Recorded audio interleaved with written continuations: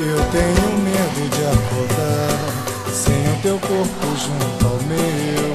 Como é que eu vou me acostumar sem teu carinho? O que eu sinto por você pros outros pode ser bobagem, mas eu assumo é pra valer. Você sempre foi minha metade, e é por isso que eu não ligo, não dou bola pro que falam, que você nunca será a pessoa certa.